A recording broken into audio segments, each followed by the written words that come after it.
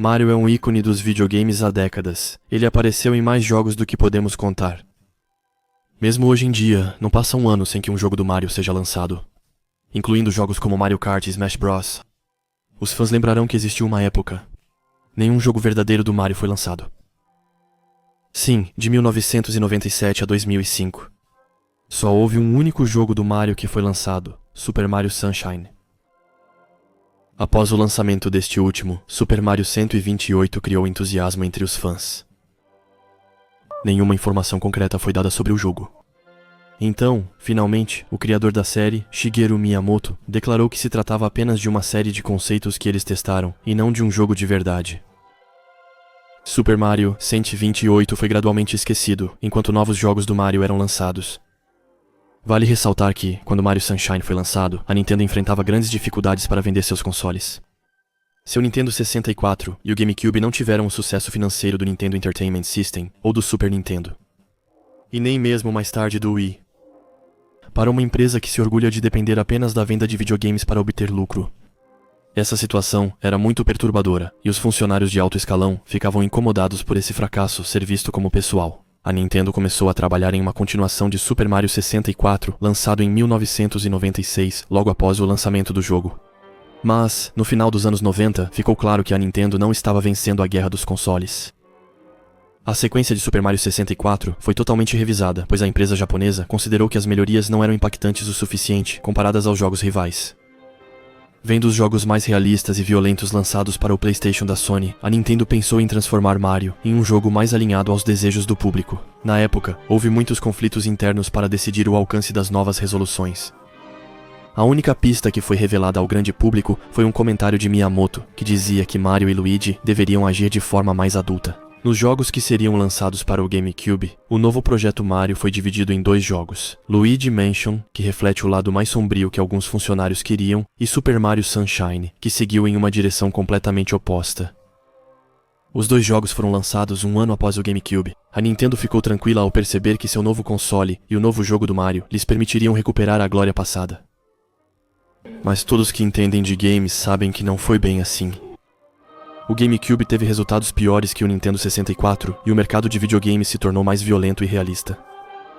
Durante esse período, a fase sombria da Nintendo se intensificou e o projeto para um Mario mais sombrio foi mencionado novamente. O jogo se chama Super Mario 128. Não se sabe realmente o que aconteceu nesse período, mas como todos sabemos, nenhum jogo com esse nome foi lançado em nenhuma plataforma da Nintendo.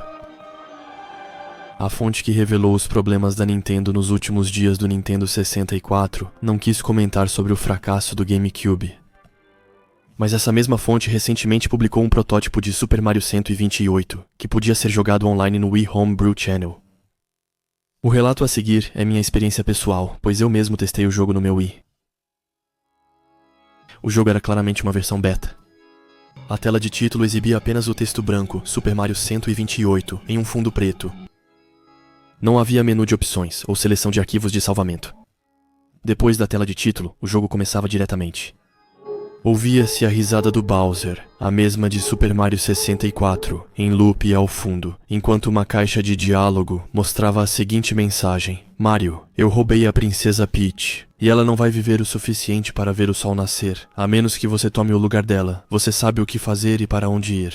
Não me impeça, ou acelerará a morte dela. Era visível que o jogo estava mais sombrio.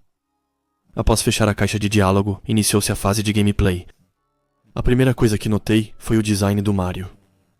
O corpo dele era tão detalhado quanto em Super Mario Galaxy, embora com proporções mais realistas, mas a cabeça era modelada como em Super Mario 64. Claramente, o design dele não estava terminado, e o mesmo valia para o resto do mapa. Plataformas simples flutuavam no ar, em um céu perfeitamente azul, com algumas nuvens ao fundo. As nuvens pareciam mais realistas do que as dos jogos antigos do Mario. Graficamente ainda era muito impressionante. Não havia música nem vozes, mas havia efeitos sonoros e alguns grunhidos. Quando ele pulava, os saltos pareciam mais realistas e menos exagerados do que nos outros jogos do Mario. Ele pulava menos alto e com menos precisão comparado ao Mario 64, por exemplo. Os diferentes tipos de saltos dos Mario 3D anteriores não estavam presentes desta vez. Continuei explorando o nível, sem nada notável na jogabilidade. Os inimigos ainda não tinham sido adicionados. Eu apenas fiquei pulando de plataforma em plataforma, nada muito difícil. Mas à medida que eu avançava no nível, percebi que os gráficos mudavam gradualmente. O céu ficava cada vez mais nublado, até se cobrir completamente. Então, eles escureceram até ficarem totalmente pretos. Depois disso, começou a chover. Cheguei a uma pequena plataforma com um sapo em cima, lembrando-os do Super Mario Galaxy. Quando pulei na plataforma dele, apareceu uma caixa de diálogo. Não queremos mais você aqui, Mario. Você não tem nada para fazer aqui. Apenas dê ao Bowser o que ele quer e morra. Após a caixa de diálogo sumir, não controlei mais o Mario. Mario ficou parado por um momento, se virou e caiu da plataforma. Seu corpo parecia totalmente desconjuntado ao cair. Também vi uma cidade moderna e realista logo abaixo do céu. Os prédios pareciam negligenciados, mas havia pessoas na rua. E então, Mario caiu no chão com um estrondo particularmente realista. Mas ele não explodiu nem mostrou sinais visíveis de ferimentos. Ele simplesmente ficou deitado lá. As pessoas da cidade continuaram andando ao seu lado, ignorando-o. Mesmo assim, notei vários lançando olhares frios e irritados para ele. Isso continuou por vários minutos, e algum tempo depois, as pessoas pararam de aparecer. Mario se levantou e eu recuperei o controle. Ele não conseguia mais pular e andava muito devagar, mancando. Os prédios da cidade não pareciam ser interativos, então continuei andando pela rua por um bom tempo. E finalmente, encontrei uma casinha que não parecia estar no lugar certo entre aqueles prédios enormes. Quando me aproximei da porta, Mario a abriu automaticamente. A tela ficou branca e apareceu um texto preto. Estava escrito: A Casa das Lembranças. Acho que esse era o título da fase. Apertei um botão e Mario reapareceu. Agora ele estava dentro da casa. Tudo parecia grande demais para ele. Não era gigantesco, mas dava a impressão de que Mario era uma criança muito pequena. A casa estava repleta de objetos comuns, empoeirados, e outros sinais de negligência. Não havia ninguém no primeiro andar, só lâmpadas quebradas e comida em decomposição. Encontrei uma porta que levava ao porão. No porão, encontrei um sofá em mau estado e uma televisão que não funcionava. Mas o que realmente chamou minha atenção foi o que estava no sofá. Havia 2 esqueletos de crianças, com tamanho maior que o do Mario, devido às proporções estranhas da casa. Eu estava ficando realmente perturbado com a situação. Como um jogo tão perturbador pode estar em um estágio de desenvolvimento tão avançado? Eu me aproximei dos esqueletos e apertei alguns botões para tentar interagir com eles, mas nada aconteceu. Eu estava prestes a tentar outra coisa, quando quase tive um ataque cardíaco, por causa de um grande estrondo no jogo. O que parecia ser o Bowser surgiu com um salto, quebrando o chão, e apareceu bem na frente do Mario. Quando eu digo parecia, é porque a coisa que apareceu não se parecia em nada com o Bowser de sempre. O monstro reptiliano que apareceu tinha as cores básicas marrom, amarela e verde do Bowser. Mas essa versão parecia muito mais realista e assustadora do que todas as outras que eu já tinha visto. As proporções também diferiam das do Bowser. Seus membros eram desproporcionalmente longos em relação ao corpo, com garras afiadas como navalhas nas extremidades. A carapaça do monstro não parecia ter espinhos colados nela, mas sim que faziam parte naturalmente da carapaça e tinham a mesma cor. Ele tinha olhos pretos e pequenos, e uma boca grande com dentes afiados que dominavam seu rosto. Mario estava totalmente apavorado com aquilo. Uma caixa de diálogo apareceu então. Você me fez esperar muito, Mario. Logo comerei carne. Você pretende se render ou a Peach vai ter que morrer?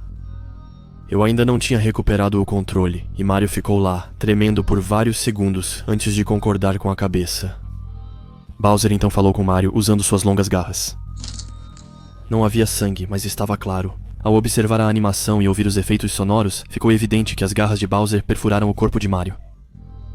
Com um movimento, Bowser puxou Mario para perto de seu rosto e arrancou a cabeça dele. Mais uma vez, não havia sangue no pescoço de Mario, mas os sons estavam lá. A tela ficou preta e um texto branco apareceu: A Casa Eterna de Mario.